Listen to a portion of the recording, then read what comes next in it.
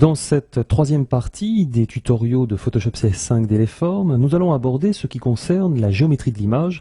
et des nouvelles fonctionnalités qui vont, nous l'espérons, vous apporter quelques conforts. Voyons déjà au point de départ ce qu'il en est lorsque l'on a une photographie qui est un petit peu penchée, et malheureusement pour un horizon, cela gâche un petit peu tous les plaisirs. Alors voyons tout de suite comme on faisait avant dans les versions antérieures.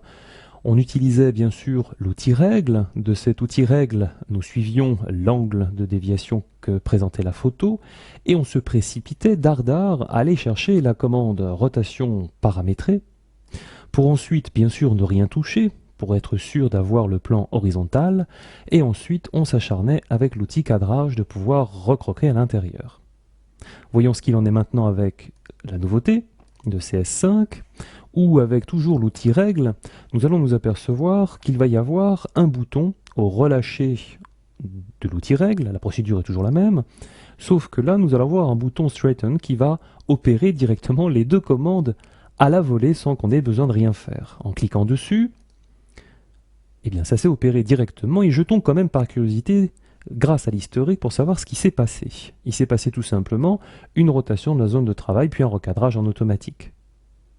Si on désire revenir en arrière, bien sûr, on voit ce qui s'est passé. Et si on revient bien sûr au point de départ, on repart à la base. Maintenant, cette opération, on pourrait très bien la limiter à juste la notion de recadrage, ou plus exactement de rotation avant le recadrage, où il va être nécessaire de cliquer et tirer, et au lieu de cliquer sur le bouton Straighten, eh bien on va maintenir la touche Alt, maintenu appuyé, pour juste engendrer la notion de rotation. Ça peut parfois être nécessaire. Lorsque l'on vient sur une image un petit peu plus compliquée, c'est-à-dire qui a été extirpée d'une production où il y a eu un scanner qui a numérisé l'image avec des bords blancs ou des bords noirs, eh bien il faut savoir que lorsque l'on va cliquer, tirer et suivre l'inclinaison avec toujours la même procédure, eh bien la distance du blanc qu'il y a eh bien, va corrompre le recadrage en automatique, dans le sens où bien sûr il va y avoir des marges blanches qui vont rester, même si on a satisfait au fait d'avoir l'image de nouveau droite avec un peu moins de marge. N'oublions pas, si nous revenons en arrière, eh bien qu'il existe presque une commande dédiée à cela, et qui est la commande, qui existait depuis fort longtemps, la commande d'automatisation avec renier et désincliner les photos, qui, bon an mal an, fonctionne assez bien. Autre nouveauté également, qui provient bien sûr de la dernière version de Photoshop, la version CS5, et qui consiste à avoir quelques paramètres supplémentaires dans l'outil cadrage, mais ceux-ci ne sont pas apparents de prime abord. Lorsqu'on saisit l'outil cadrage, on voit bien qu'il n'y a pas de nouveauté, et cette nouveauté va apparaître lorsque l'on va cliquer, tirer et relâcher la souris, puisque par défaut il va y avoir une forme de grillage qui va s'opérer, ce qu'on appelle la règle des tiers, et qui est paramétrée sous l'intitulé anglais dans cette version, Rule of Thirds, donc règle des tiers, où on peut très bien reparamétrer bien sûr qu'il n'y en ait pas, on revient à la circonstance habituelle, comme la version CS4 est antérieure. On peut avoir également donc la règle des tiers, qui peut être intéressante en termes de répartition, pour avoir par exemple du bord de la montagne jusqu'à sur ce côté, eh bien l'estimation de la règle des tiers entre le début de la montagne, un espace, et le côté, ou la règle qui peut être la répartition entre la terre et le ciel. Bref, ce sont des données certes subjectives, d'accord ou d'harmonie de répartition de forme, mais qui peut être intéressante. Et la deuxième possibilité, nouvelle, c'est d'utiliser les grilles qui peuvent s'allonger ou se réduire en fonction de la taille du cadrage. Mais attention toutefois, ça n'a pas grand rapport avec la notion d'affichage des grilles, avec la possibilité des subdivisions et des pas que l'on rencontre dans les préférences. Il n'y a pas de préférence liée à l'usage des grilles dans les nouveaux paramètres de cet outil cadrage. Voyons ce qu'il en est également par rapport à une petite combine que l'on a depuis longtemps dans Photoshop, toujours avec l'outil cadrage, et qui consiste, surtout pour les images qui sont d'un format carré, eh bien, de pouvoir utiliser non seulement le redimensionnement du cadrage, où on peut par exemple faire un accord tiers-tiers entre le haut et le bas, ça c'est nouveau, mais ce qui était un petit peu ancien, c'est la possibilité, toujours en maintenant la touche Alt et la touche majuscule, pour contraindre la dimension du cadrage à partir du centre homothétique, et bien d'extirper, bien sûr, le cadrage qui, après validation, va remplir le pourtour de la couleur d'arrière-plan qui aurait été choisie au préalable, et donc d'inventer des petites marges sympathiques assez rapidement. Bien sûr, si on monte d'un cran l'image, que nous préférons plutôt que de travailler en calque 0, en utilisant la commande tout sélectionner et calque nouveau, calque par coupé,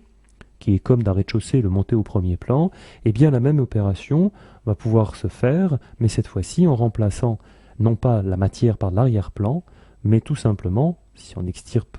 une règle de tiers, et bien par des pixels transparents qui va permettre plus tard, par exemple, de mettre un masque de fusion ou de placer du texte ou un fondu.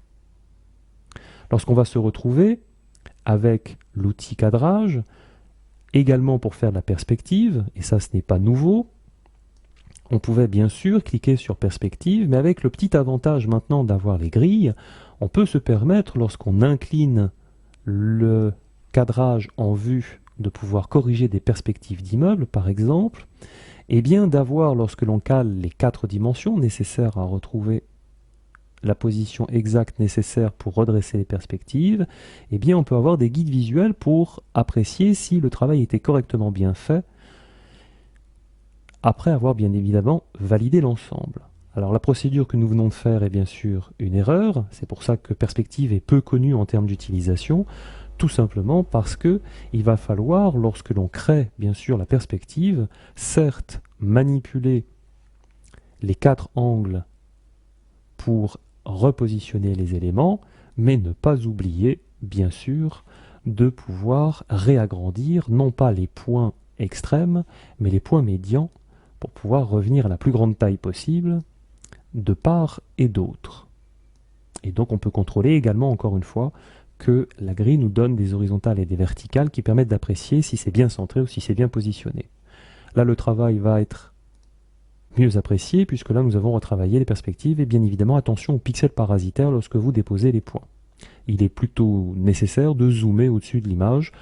avec un taux d'affichage suffisamment conséquent pour apprécier qu'il n'y ait plus ce genre de pixels parasitaires. Concernant la règle des tiers, on peut également l'utiliser non seulement sur les paysages, mais certains photographes ou graphistes utilisent également la règle des tiers dans les visages pour redisposer certains éléments, tels que par exemple, toujours en position de tiers, une répartition par exemple visage en 2 plus cheveux, ou bien sûr visage, menton et le reste, aussi bien dans une position avec du blanc sur le côté pour placer un produit, ou pour étirer, ou pour respecter certaines règles de composition d'image. Nous avons donc présenté 2 nouvelles fonctionnalités de Photoshop CS5 qui a trait à la notion de géométrie de l'image. Rendez-vous pour la partie numéro 4 des nouveaux tutoriaux de Photoshop CS5.